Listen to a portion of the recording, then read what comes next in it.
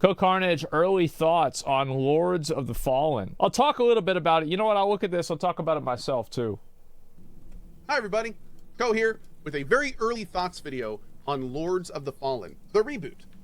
We played the original Lords of the Fallen when it came out. See, I'm not the only person that wears the same shirt. It was okay. It was a Souls-like game that was kind of had its own things, but it really didn't do much to differentiate itself. Combat was a little clunky. The world was all right. Story was kind of there. It was one of those games where it's like you played everything else and you love Souls-likes, so you would play the original Lords of the Fallen, and it was okay. A lot of people didn't like it. I thought it was all right. Okay. I thought that it was good. I like the aesthetic a lot. I will say that the like individual combat and like the way the characters move around and everything, I think Liza P was a little bit better.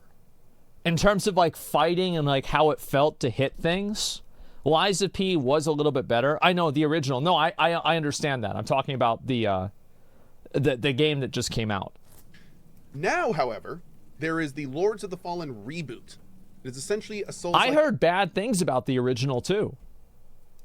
Of the same name, but this one, to put it bluntly, is a lot better. It has a lot more. Okay. Yeah. Yeah, because I heard bad things about it. I was about to say. Its own flavor.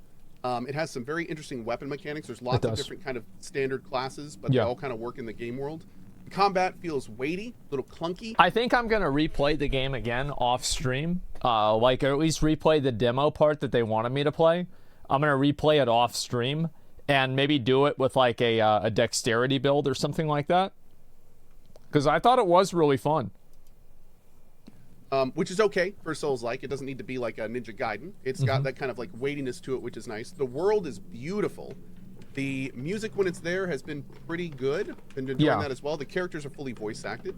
The voice acting's a little hit and miss, as is the sound design. I was using a dagger? But I mean, Why? we are talking about like a AA, not a AAA, so that's a little bit easier to swallow, so to speak. I would say this game, this game's definitely not like a AAA level game. I just think that it's a really nice looking game. The aesthetics of it are great. And it's just a decent game. That's about it. But the short of it is, I'm really digging it. Lords of the Fallen reboot is pretty slick. I also really like how it feels like this game is less of like just a Souls-like game and more of an RPG, it feels. And I don't know if that really makes sense for me to explain, but I felt like there were so many other types of options and things that you could do, whereas like usually with a lot of these types of games, there's like one way to play, and it feels like this is the kind of game where there are a lot of different options with how to play the game, and that's good. Playing a spear user first, played the fire mage character. It was okay, but I kind of find magic and Souls like boring anyway. I kind of want to try that. It was hard, as they actually warn you when selecting the character. And we're still planning on trying a strength character and the Radiance caster, because you actually get some bonuses with the Radiance stat that lets you see more about items, which I'm interested in. But yeah, Lords of the Fallen reboot so far has been pretty freaking cool. And comes out in a week, and I'm definitely planning on doing a large exploratory playthrough of it to see everything it has to offer. So this boss was pretty good. I do think that like there's a certain level of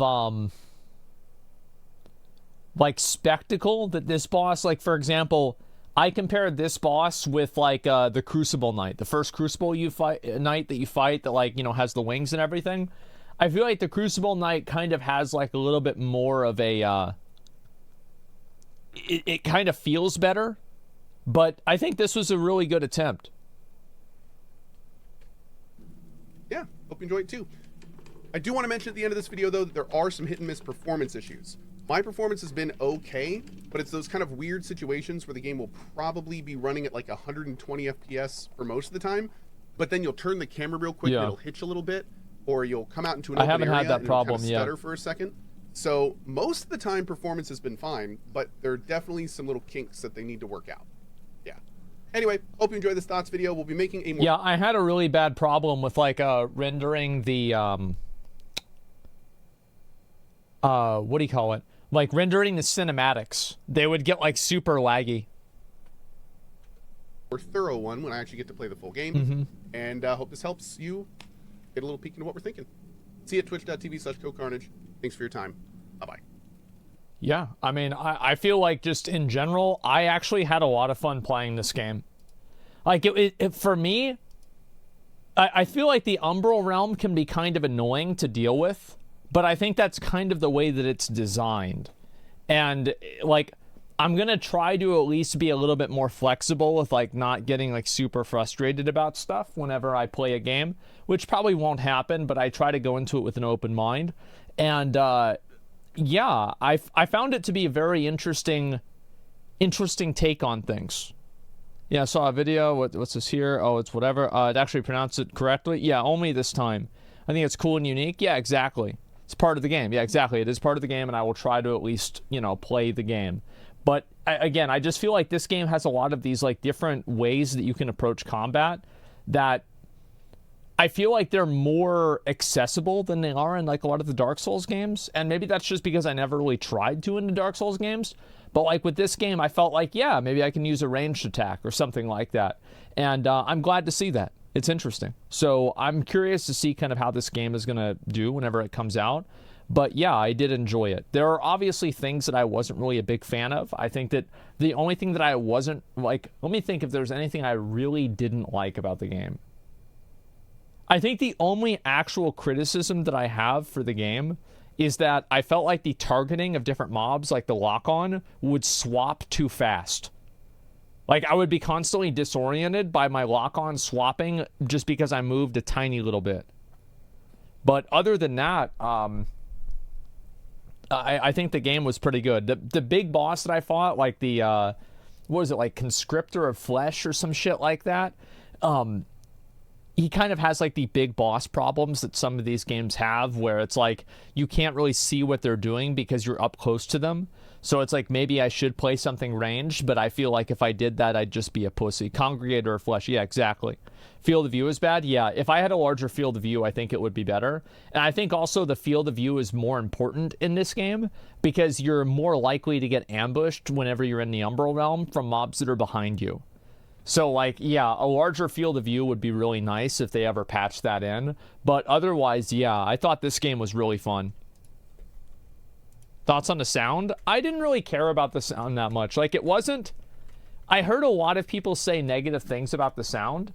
Personally, I didn't really give a fuck. Yeah, it never really bothered me. I didn't really have a strong opinion on it one way or another. It was just kind of like, whatever to me.